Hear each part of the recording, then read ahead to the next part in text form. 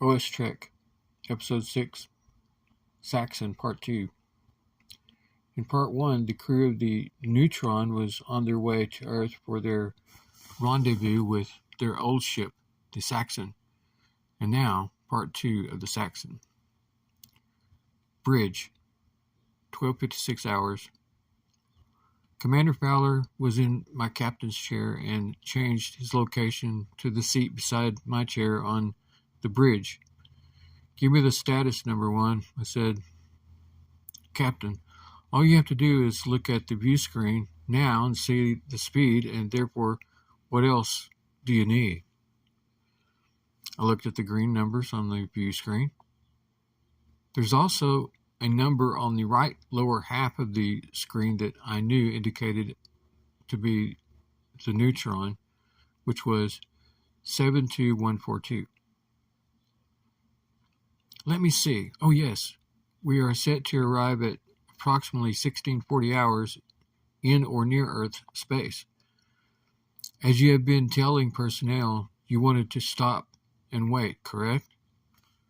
"That's correct, number one," I said. Looking around, I could not see Tabitha. "Number one, where's Tabitha?" "She is still on noon break, sir. Should be back temporarily, I'm sure," said the commander. Just then I heard the turbo lift door open, and out stepped my Andorian. I watched as number one realized and saw the white-haired, blue-skinned person with antennae moving around on its head. Commander Fowler, his eyes growing large. "What is that?" he asked. "Why, number one, do you not recognize an Andorian?" "Well, yes, Captain," he said. "However, I did not realize they were real." He caught on, and his surprise seemed very fake at this point. "Who is that?" "That is Darren, the android, don't you know?" I said. "Darren, come over here and stand beside me," I said. Darren, the Andorian, walked over and seemed to be acting rather strange. "Pink skin, what do you require of me today?" The Andorian's antennae then did a little twitch and then stretched out straight. "Did he just call you pink skin?" asked the commander. "Yes, have you ever seen an episode of Star Trek?" "Of course I have," said the commander. "Who do you think made the Vulcan today?" "Commander," I said, "have you updated the roster with these changes?" "If you check even now, well, you know that I have." "The answer, so, is yes, Captain, and I'm starting to get the idea that you have a certain way of coming up with a plan and not telling others. So what's the plan, Captain?" "The plan for the androids are to use the mental device of alien characters to difference the androids on our ship from the humans." "So you're saying that the aliens that we see walking around the ship..." Then he paused, eyes going towards the ceiling and then all around. "Indeed. Yes, Captain, great idea. I can see this working well." "I also believe that the Admiral will love it. I know how he is." "The Admiral is the one that came up with the idea of using the runic alphabet." "As eccentric as he may be," I said, "Admiral Browning may be forced by higher command not to go along with this one. But it is likely that we will get our way, number one. That's what I'm thinking." "The regulations on the androids," said the commander, "are still a reality, and therefore they may not be cleared to higher than level 1. And we're on a bit of thin ice regarding the communicators and the androids so far." "Yes, I know, number one," I said. "Seeing as how that they are cleared to level 1, however, I will take the fall if anything happens because of that," I said. I'm going to my office, I told him. Number one, if you want to speak more about this, you can join me. Otherwise, you have the bridge. In my office, it was now 13:30 hours, and I entered. And then I felt number one's eyes drilling into my back, and I turned before I entered the office. Captain, said number one, on that hollow simulation or halo system, I've set up a single for you if you want to try it before we reach the Saxon. It's located just inside the door of the holodeck if you want to try it. I will momentarily, I said, turning to enter my office and letting the door close before the commander could enter.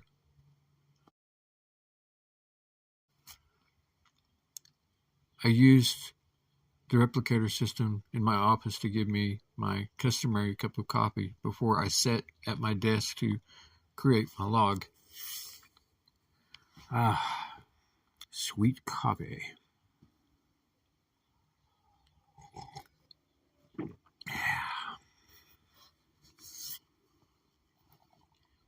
Captain's level 5 log, stardate 7324, 13:30 hours. All of my personal items are packed and ready for transfer to the Saxon as soon as we reach Earth space and docking. I plan to give the details about my android characters to Admiral Browning as soon as I see him. I suspect he may give me a call as soon as he sees one of the androids walking around, or rather, aliens.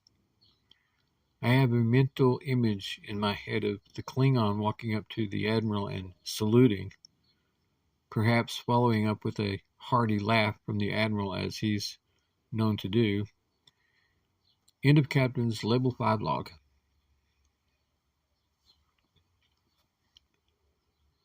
Simulation deck, 13:40 hours. I entered the hold and turned left to see the cubicle. It reminded me of a voting booth from the old days of Earth. This must be the Halo system. Computer, could you assist me with this Halo simulation system? I asked. It's very simple, Captain, said the computer. Simply lay down on the bed and close your eyes. The rest will become clear. I slid back the curtain, and there was a bed. I inspected the other parts of the interior to see various coils of some kind that I assumed was the equipment. This was all very involved, just to create the simulation. I slid the curtain closed and then laid down on the bed, closing my eyes. I peeked out. The room became dark. I could tell when I opened my eyes. Only the next time I opened them, I was standing in a room. There were windows and there was sunlight shining in. What is this place? A beautiful redhead female entered from another room through a doorway. Hi, my name is Naomi. I'm here to advise you on the use of the Halo system, she said.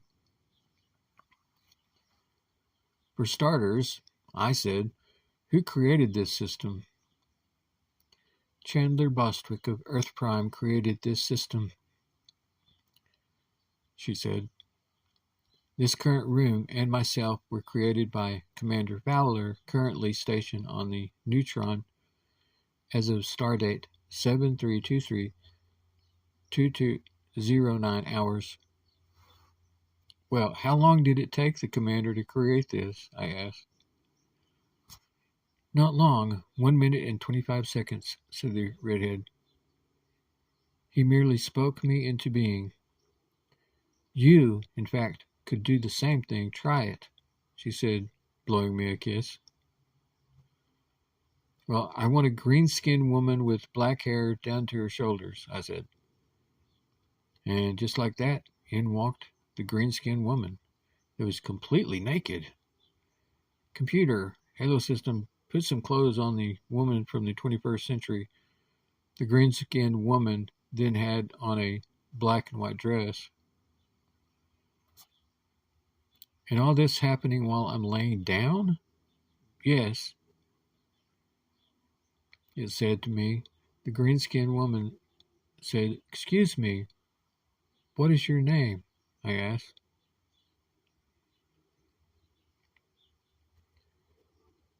"You're going to have to give me a name, sir," she insisted.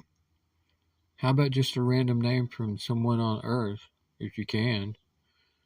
They don't, you know, they shouldn't be real. It shouldn't be a real name. It should be your name," I said. "Felina Bourgeois," she said. "Well, so that's your name," I said. Felina walked over to me and started playing with my hair. She said, "The commander created an adult program, by the way. And why did you have me put on a dress? I rather felt good being no clothes, the way that I was when I entered the room," she said, moving in for a kiss. "Yes, well, I'll thank the commander later," I said. "For now, we're just going to getting to know each other, and also the system which I am not that used to at the moment. So, for, well, it's okay. It's good for now." I looked over at the redhead. "Naomi, I will talk to you since you were the first one to enter and tell me about the system. Seems logical to me." I pushed Valina away. "How many crew members can occupy a system with several cubicles?" I asked. She replied with, "The number is not confined to anything but the space in the hold on the ship. So the entire crew could come on, and if there were enough cubicles, we could all be on the same simulation together?" I said. 100 crew, 100 cubicles?" "You're correct, Captain," said Naomi. "Okay, so take me outside. I want to walk around in a cityscape, a city from the 1970s. "Have a look through the door," said Naomi, pointing the way. I stepped outside and saw that I was in an alleyway and there was a drunk person. "There's a drunk over there by the trash can." "Oh, this is too real," I said. As I departed the room that I was in, I turned back and looked over my left shoulder. There was a small sign above the door that said Slinky's Strip Club. "Oh," I said, "that kind of makes sense." Another thing that became abundantly clear to me at this point was the fact that I was able to smell the cityscape. I mean, I could smell gasoline. I could also smell some of the contents of the garbage cans. Yuck. I don't recall having this same experience on the holodeck, the smells and such things. And then there were police sirens blaring from somewhere. Well, that's normal. I gave it a full test, and I walked down the street and I tried a few shops just to get a feel of how well it was. Yes, this is going to work. It was actually just like the holodeck system, but I was apparently still laying down in a bed somewhere back there. Wait, I knew full well that I was laying in the bed, yet I could not detect it at this moment. I was wondering why there had been no call for me to return to the bridge. Therefore, I walked all the way back to Slinky's and entered back through the back door. The room was empty and there was no one around. "Computer, could you let me out of this thing now?" The computer did not answer. The next thing I knew, I was laying back on the bed, and the room was dark. It's like I had wakened from a dream. I felt groggy. Getting to my feet, I walked out into the pitch darkness of the cargo hold.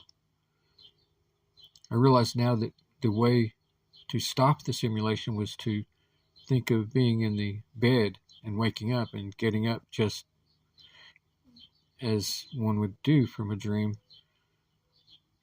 Just that simple, I thought. I tapped my communicator and called the bridge. Bridge, this is Captain Steinway, over. No response. Computer, where is everyone? Captain Steinway, is that you? Asked the computer. Indeed it is me, computer, I said. Where is everyone? I mean, am I the only one on this ship now? Meaning, here on the Neuron? I mean, that is correct, sir. It is the neutron and not the neuron, sir. Otherwise, you're correct. You are the only one on the neutron currently. What time is it, computer?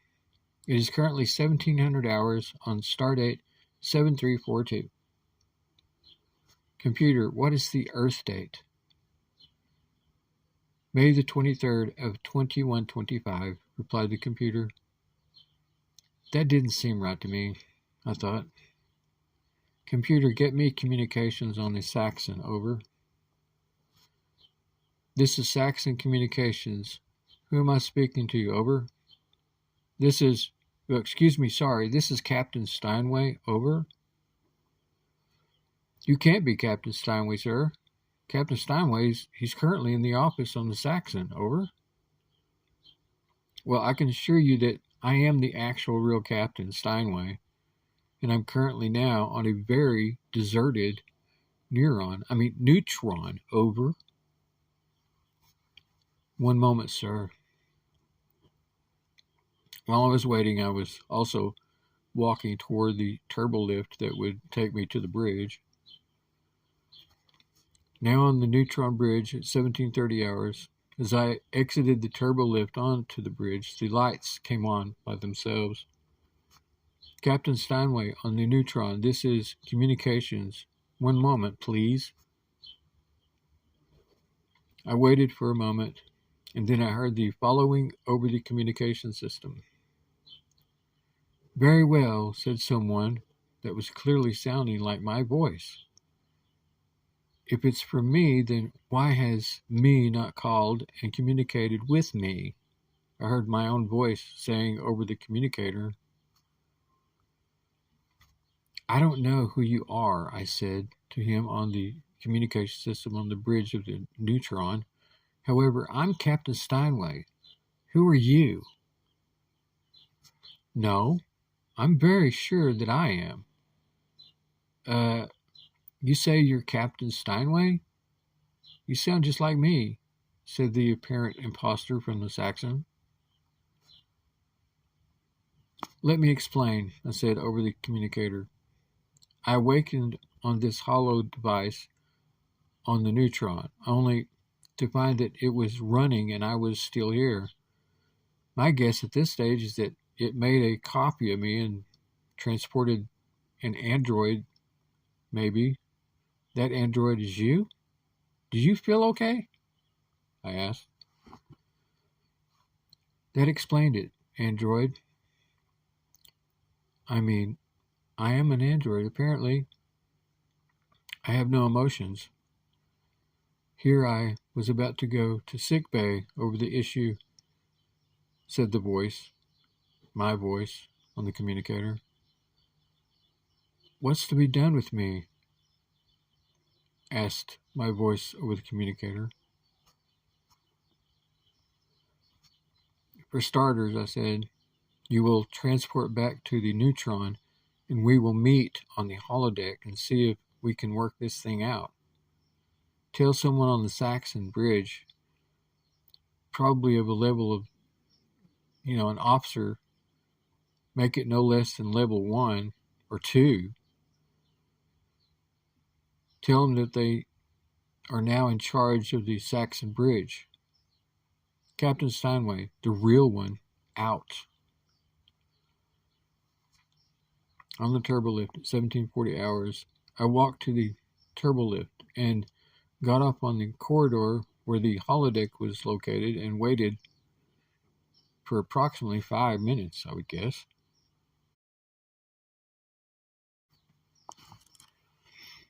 Around the corner walked Bone, the Klingon android, along with a replica of myself. Looked exactly like me. Hello there, me, I said to the android. I'm not sure what we're going to do about this yet, but let's go to the holodeck and try and figure it out. Both of those androids in front of me turned on their heels and walked the other way, and I followed them into the holodeck. It dawned on me then that I was the only human standing here with two other androids. I stood there in front of my android self and said, you know, you probably have a lot of the memories that I have for my life, so maybe it makes it feel like that you're really me. Is that how it is? Is that how it's going for you? I asked him. That's exactly how it goes, my android said. I find it odd, and yet there are no emotions attached to any of the memories that I have. The memories that are rather limited, quite limited. I do not remember much more maybe than a year in the past. Do you recall my last assignment? I asked him. My copy thought about it and then said, Sydney, Australia? But do you remember? I asked. What about the day on the waterfront? Do you remember that? Not really, sir, said my android copy. So, I said, if I wiped your memory, you would not feel too badly about it?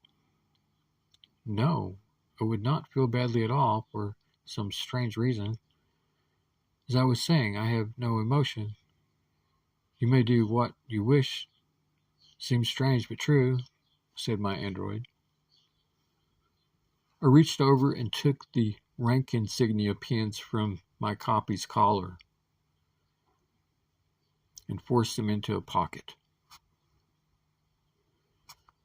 I will take you back with me to the Saxon, and then I will deactivate you and keep you in storage so that we can study this issue extensively, I said. In fact, I continue, if we become separated before that time, you will take yourself to storage and put yourself away. Deactivate yourself when appropriate. Android phone. See that this is done. Bone. See that this is done as I have told this android here, and relay the message also to Mr. Boone, your commander. Aye, sir. I'll make it so, said Bone. Having nothing more to do here, I and these two androids started walking down the corridor. I was intending to go to the shuttlecraft, but I changed my mind. Instead, we diverted to the transporter room.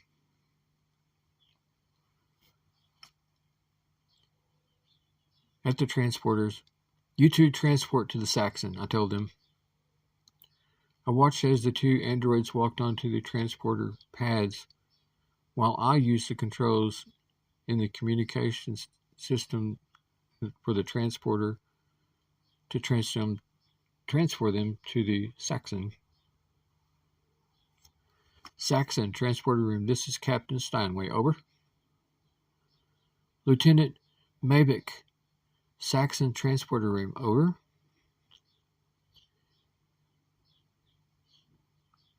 Beaming two androids to you, over, I said. Understood. I will kindly receive 2 androids at my station, over. Very good, Lieutenant. Captain Steinway out.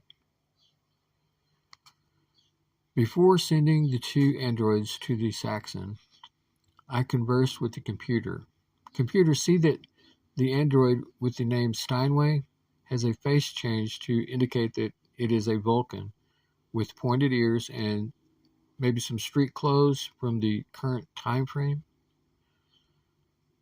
That may not be accomplished in one step, said the computer back to me.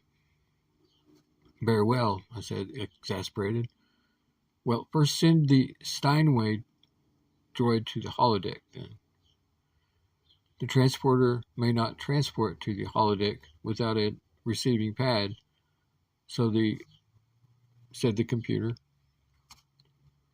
Send the Steinway android to the engineering pad then, and then accomplish the task set up for you. Make it so, said. I watched as the android Steinway was transported. Now, computer, I thought about it. Delay that. Computer, I'm through with you for now, I said. Using the transporter's controls, I transported the Klingon android to the Saxon. Saxon transporter room. We have the android, over. Very good, Saxon. Captain Steinway out. My communicator beeped. Captain Steinway, this is Captain Steinway, over. Android Steinway, kindly change your name. I thought about this for a moment. Your name is now Tolliver. Also, change the pitch of your voice so that you don't sound like me. Aye, sir. Aye, sir. Random pitch selected, said the droid, now named Tolliver. I exited engineering and walked around the corridor to the shuttle. In the shuttle bay, 1800, there was only one shuttle remaining on the Neutron. It was shuttle number 4. I entered shuttle number 4 and closed the door. I was about to activate the shuttle and open the shuttle bay doors when out walked Tolliver, the android. The android now had a blue shirt and green pants. He was also a green-skinned Vulcan with pointy ears. However, he had a likeness to myself all the same, as if I had put on a Vulcan mask. Using my communicator, I said, Tolliver, you were supposed to transport yourself to the Saxon. However, now that you are here, come with me on this shuttle. Understood? Understood, said the android, walking my way.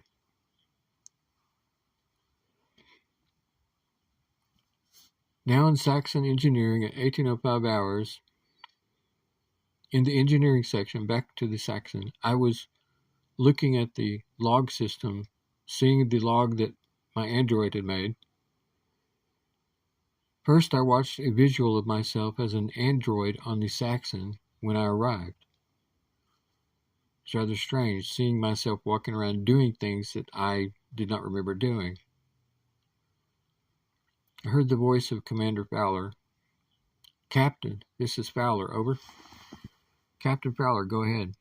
Captain, if you hadn't realized, it's now 1630 hours, and we're about to enter Earth space, over. Oh, thank you, number 1. I will get out of this Halo system immediately and meet you on the bridge, out. Now there was a picture on my screen of the bridge of the Neutron. I saw myself enter the bridge and watched my android as it greeted the commander and everyone else with a nod of the head, and then it took the captain's seat. My android self said, magnification reduced 10%. Khan, take us in. Speed to sublight impulse At your discretion, Ensign Byram. Android, me said as I continued to watch on the view screen in engineering. Android me sat back and monitored the situation and enjoyed the view as the neutron entered orbit around Earth. The image on the view screen changed and audio that indicated Earth space, stardate 7324, 1643 hours. And then audio, space dock, 1700 hours. Captain's office on Saxon. Captain's level 5, log, stardate 7324, 1700 hours. We are now docked next to our ship, the Saxon. Offloading from the neutron is underway using the transporter system. I have created this log from the Saxon. My old office is in reality my new office. Now, end of Captain's log, level 5 log. Captain, this is communications, over. This is Captain Steinway, go. Sir, we're getting a rather odd message from the neutron. The message is said to be from you. At this point, there was more video to go with the audio that I was listening to in the engineering section. Very well, I watched my android say. If it's from me, then why has me not called and communicated with me? And then it went on to play the audio, which I had heard before. Let me explain, said my voice over the communicator. I awakened on this halo device on the neutron. Oh, and it went on and on.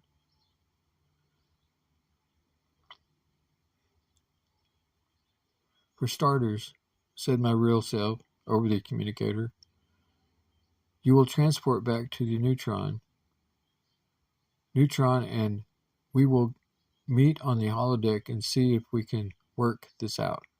Yeah, I remembered all this. And then that was the end of the recording, and I stood trying to process it all. The main reason I wanted to see the video and hear the communications audio was to assure myself that nothing was missing while I was away. I looked at the time. It was now 1800 hours, and I rightly should be off duty. This, however, was my first day back on the Saxon, and I had things to do. Headed for the turbolift. Take me to the bridge, I said to the turbolift. I watched as Lieutenant Hatfield was up and out of the captain's chair, moving to the left of it and taking the seat once again. I cleared my throat. Excuse me, Hatfield stood attention and saluted, and I returned the salute. That's better, I said. Boone wanted me to tell you, Captain, that the android that was in the shuttlecraft with you has now been deactivated and is in storage. Very well, I said. What is our status? I asked. We're currently in station keeping, sir, awaiting your commands, said the young lieutenant. This is the end of episode 6. I am Eugene, the son of Douglas. Thank you for listening.